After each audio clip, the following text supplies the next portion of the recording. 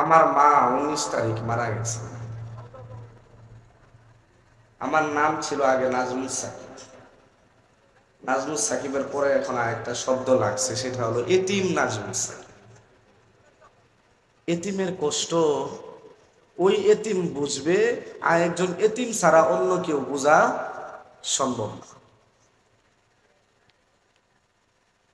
আল্লাহ তাআলা যেন কোনো মায়ের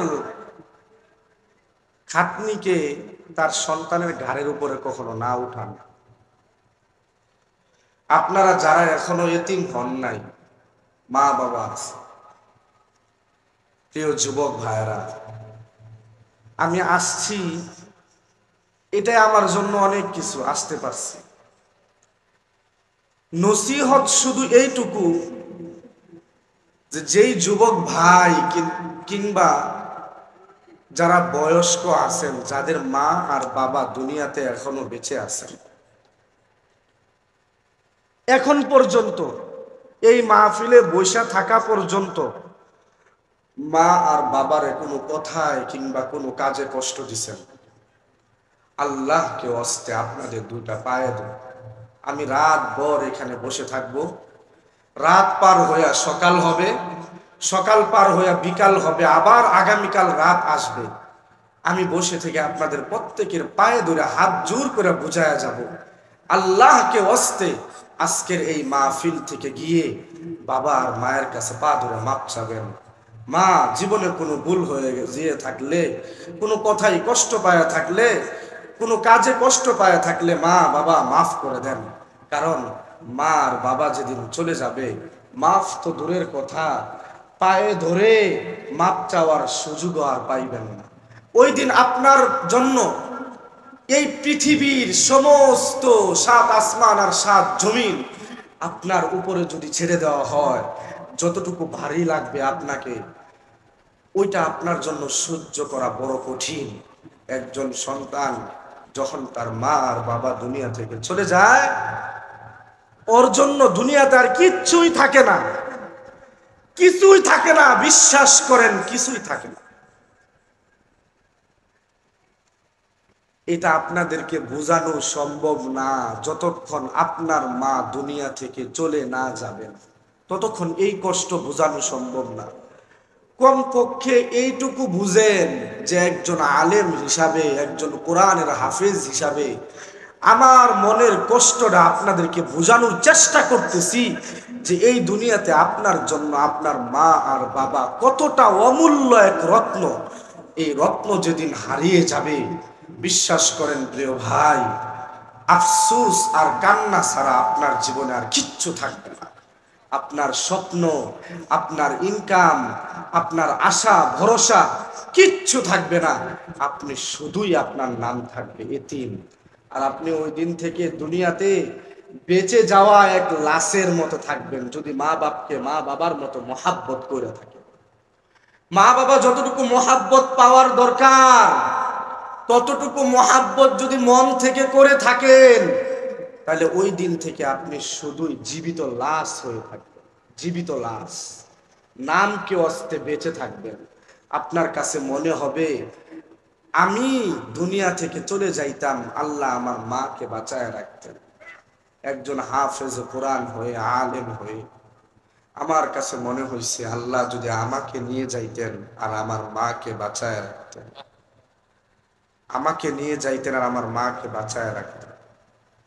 মানুষ অতি অল্প বয়সে চলে যায়, কারো বয়স কি নাই, নির্ধারিত নাই, কে কবে যাবে, কে কতদিন থাকবে, এটার কোনো নির্ধারিত স্থান নাই। আমার মা যেই বয়সে চলে গেছেন, এটা আমাদের কল্পনার বাহিরে। একজন হাফেজ কোরআন, আলেম, হাদিস কোরআন পড়ছি, বুখারি পড়ছি, এই কথা বলা সম্ভব না যে অতি অল্প বয়সে দুনিয়া থেকে আল্লাহ নিছেন গা, এটা বলা সম্ভব না। হায়াত যতদিন ছিল ততদিনই উনি দুনিয়াতে ছিলেন।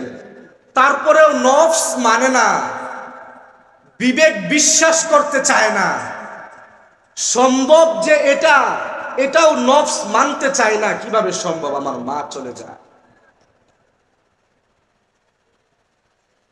প্রিয় ভাই, মা যেদিন চোখ বন্ধ করে ফেলবে, ওই দিন মা আর আপনার সাথে কথাও বলবে।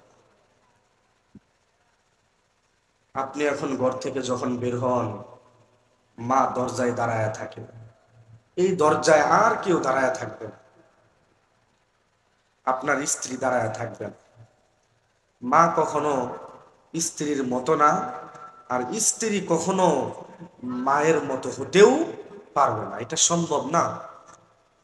সেজন্য মা যে দুনিয়াতে আছেন, যতদিন আছেন, আপনার সমস্ত স্বপ্ন, সমস্ত আশা, সমস্ত ভরসা, সব কিছু যেন শুধু আপনার মা আর বাবা কেন্দ্রিক হয়। মা আর বাবার বাহিরে কেউ না। আপনার অর্ধাঙ্গিনীর জায়গায়, কিন্তু মা আর বাবার স্থান সব সময় আপনার মাথার উপরে। এইটুকু সম্মান আর ইজ্জত আজকের জন্য, এইটুকুই নসিহত, এইটুকুই উপদেশ, এইটুকুই বয়ান, এইটুকুই আপনার হাত জোর করে পায়ে পায়ে ধরে মাপ চেয়ে বলতেছি, মা আর বাবাকে কখনো কষ্ট দিয়েন না। এই দুইটা শব্দ, এই দুইটা শব্দই আপনার জীবনের শুরু থেকে শেষ পর্যন্ত আপনার জীবনকে পরিবর্তন করতে পারে। মা ছাড়া আপনার দুনিয়াতে কেউ নাই, বাবা ছাড়া আপনার দুনিয়াতে কেউ নাই। আপনাকে বাবা বলে ডাকার মতো মানুষ মা ছাড়া আর কেউ নাই। আপনার জন্য রাতের পর রাত, দিনের পর দিন খানা নিয়ে বসে থাকবে এমন ব্যক্তি আর কেউ নাই। হায়াতের জিন্দেগি কার কতদিন আছে কেউ জানি না। আমি এখান থেকে বাড়িতে যাইতে পারবো কিনা জানি না। মায়ের কষ্ট, মায়ের বেদনা, একটা গ্লাসকে যদি আপনার মাথায় যদি রক্ত উঠে যায়, মানুষ বলে না তোরে দেখে আমার রক্ত উঠে গেছে মাথায়, মাথায় যদি রক্ত উঠে যায়, একটা ক্লাসের গাছ যদি আপনার হাতে দেওয়া হয়, ওইটাকে পাক্কায় যদি আপনার গায়ের সমস্ত শক্তি দিয়া ছুঁড়ে মারেন, ওই কাছের গ্লাস যতটা কুডি কুডি হয়ে যাবে। আমার জীবন আর আমার মন এখন এই অবস্থায় আছে। তারপরেও শুধুমাত্র একটা উদ্দেশ্য নিয়ে আপনাদের কাছে আসছি। এতগুলো সাদা দাড়ি, এতগুলো টুপিওয়ালা, এতগুলো মাদ্রাসার ছাত্র, প্রত্যেকেই যদি আমার মায়ের জন্য একটা বার দোয়া করেন, শুধু এই দোয়াটুকু চাওয়ার জন্য আইছি। অন্যথায় এই মাহফিলে আসার কোনো প্রয়োজন ছিল, আমি না আসলেও মাহফিল চলতো। শুধু আসছি মায়ের দোয়ার জন্য। আমার বোনেরা পাঠাইছে, বাবা ভাই যাও মানুষের কাছে কমপক্ষে মায়ের জন্য একটু দোয়া চেয়ে আসো।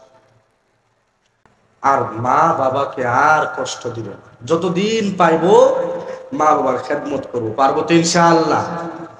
এই দুইটা হলো আপনাদের প্রতি আমার নসিহত, অনুরোধ, বয়ান।